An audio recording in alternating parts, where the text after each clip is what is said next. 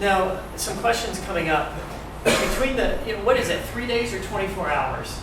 And as I said, the DIR, the Labor Commissioner right now, is taking the position that it's the greater of 3 days or 24 hours. So if you do have employees that regularly work 10-hour days, you have to give them a full 10 hours for 3 days. So technically under that example, you could be giving up to 30 hours of paid sick leave.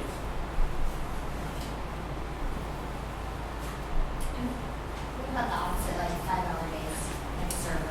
Yeah, so you only have to pay them for the time that they're off. Yeah, so if it's only 5 hours off, if they have it accrued, and if you're using the accrual method, you only have to give them 5 hours. If you give them the upfront grant, it's only the 5 hours that you have to give them. Or well, so they get 5 days. 5 hours. But they have now 24 hours, so they're going to have more than 3 days to use as well, like a part-time. Does that make sense? Okay. Okay, and then here we just went over this. So if you do have an alternative work week schedule in place, you're actually going to have to give them more than the 3 days or the 24 hours. You're going to have to do that math to give them the greater of 3 days or 24 hours.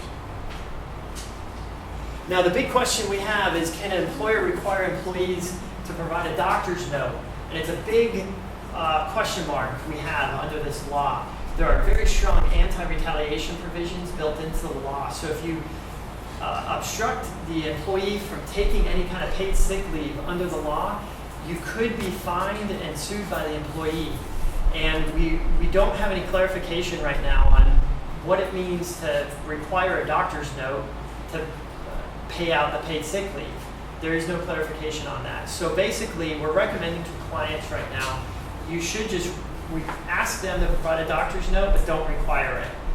And that's something you should take a look at in your handbook too.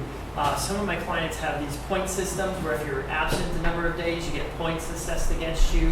And if you take so many days off, if you're absent 3 days to come back to work, you have to have a doctor's note. Take another look at those policies to make sure that they comply with this law. And I wouldn't require a doctor's note at this point to come back or use the paid sick leave. It could run afoul to this law, and you don't want to be the test case. So until we get some further clarification, once the law is in place for a bit, that's going to be the safest way to go.